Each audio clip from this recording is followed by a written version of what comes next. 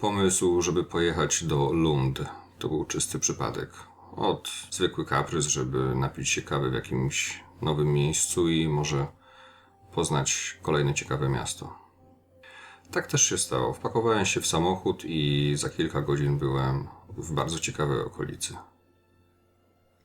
Wjechałem do miasta od strony dworca kolejowego i zostałem przytłoczony ilością rowerów, które są po prostu wszędzie.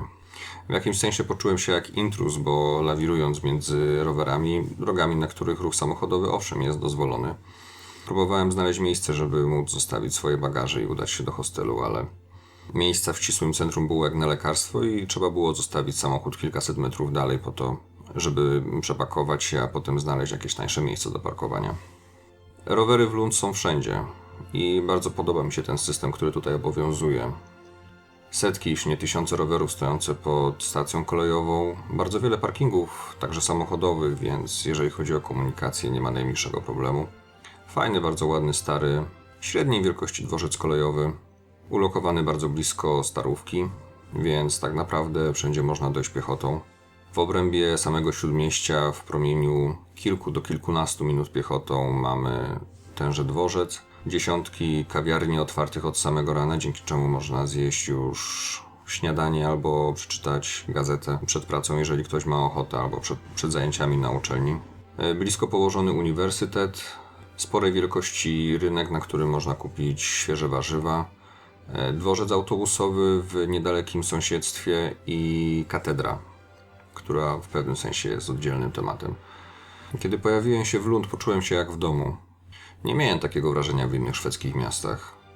Tutaj jest tak swojsko i mam wrażenie, że składają się na to dwa czynniki. Z jednej strony poczułem się tam dobrze, bo jest to miasto wybitnie młodzieżowe. Bardzo wielu młodych ludzi, którzy rozmawiają nie tylko po szwedzku, a także po angielsku, po rosyjsku i po polsku. W związku z tym ta atmosfera jest naprawdę tutaj międzynarodowa i bardzo komfortowa i nikt nie patrzy na obcokrajowca w tak krzywy sposób, jak ma to miejsce w innych miastach Szwecji.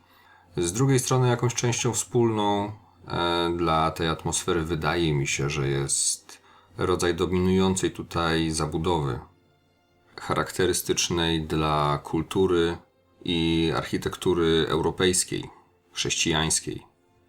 Te wszystkie miasta w pewnym sensie są do siebie podobne. Mają piękny urok wywodzący się w większości z tej samej tradycji.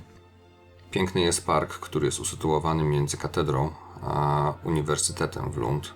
Tym niemniej okoliczne ulice też są bardzo ładne i co przykuło moją uwagę, kamienice są w fantastycznym stanie. Mają dużo pięknych detali, które przyciągają uwagę i jeżeli przejść się tamtymi ulicami, można zauważyć setki drobiażdżków, które przyciągają uwagę i naprawdę zachwycają. Z jednej strony jeden dzień to jest wystarczająca ilość czasu, żeby obejść całe miasto wszerz i wzdłuż i porobić zdjęcia. Z drugiej strony jest tu tyle interesujących rzeczy, że jestem przekonany, że przebywając tutaj nawet przez kilka miesięcy można by codziennie znaleźć nowy ciekawy motyw do fotografowania. Szwedzi przywiązują niezwykłą wagę do bezpieczeństwa, dlatego po zmroku wszyscy, którzy poruszają się rowerami, zazwyczaj mają na sobie, szczególnie poza miastem, kamizelki odblaskowe. A dzieciaki, wychodząc na spacer w przedszkolu albo w szkole, takie kamizelki noszą na sobie przez cały dzień. Po drugiej stronie parku od uniwersytetu znajduje się katedra. I co ciekawe, wielka budowla, stworzona na przełomie XI i XII wieku, w żaden sposób nie próbuje górować nad okolicą. Wszystkie wejścia do katedry są zwieńczone pięknymi portalami, na których zobaczymy albo ciekawe sceny, albo interesujące postaci i wyobrażenia jakichś potworów, które, jak domniemam, mają strzec tego miejsca przed niewiernymi. Zresztą w środku jest także interesująco, bo z jednej strony ściany są przeozdobione czasami przerażającymi zdobieniami, takimi jak małe dziecko, które trzyma trupią czaszkę na kolanach. Z drugiej strony w środku jest bardzo przytulnie. Myślę, że w dużej mierze zależy to od tego, iż szwedzkie kościoły są zazwyczaj ogrzewane w środku. W lewej nawie znajdziemy robiący ogromne wrażenie zegar astronomiczny. Bardzo stara konstrukcja, która została jakiś czas temu wyremontowana.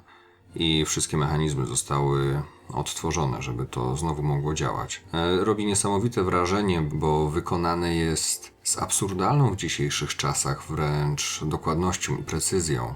Te wszystkie opisy, czcionka, detale, figurki, co robi ogromne wrażenie, szczególnie, że spotkałem się z czymś takim po raz pierwszy w życiu. Katedra mimo niektórych przerażających motywów jest naprawdę przytulna w środku. Można usiąść, odprężyć się, zrelaksować, pomedytować, jeżeli ktoś ma taką ochotę. Jest tam o dziwo zupełnie przyjemna energia, która w żaden sposób mnie nie odrzucała, jak często się dzieje niestety w większości polskich kościołów. Chociaż symbole, które można spotkać przy wejściu, takie jak pentagram czy heksagram, nie ukrywam, dają dużo do myślenia. Nawet takie detale jak głośniki, które są w nawie głównej, nie rzucają się w oczy, po prostu są kolorystycznie dobrane do całego wnętrza, więc w odróżnieniu od tych białych paskudztw, które montuje się w polskich kościołach, te w żaden sposób nie przeszkadzają w odbiorze przestrzeni tego miejsca. Wielką zaletą tej katedry jest to, że została zbudowana w czasach, kiedy Skania należała do Danii. Jest stricte chrześcijańska i nie ma tutaj typowej szwedzkiej białej ascezy i pustki, która dominuje w większości szwedzkich kościołów. A to daje wrażenie pewnej przytulności. Być może jest to spowodowane barwą światła, być może tymi zdobieniami, a może po prostu kulturowo jest mi to bliższe niż wybiałkowane na siłę ściany, które w innych kościołach dają mi raczej uczucie osamotnienia. Tym nagraniem chciałbym zacząć cykl krótkich reportaży z różnych ciekawych miejsc, które odwiedziłem. Bądźcie zdrowi, do zobaczenia w innym mieście. Miłego dnia.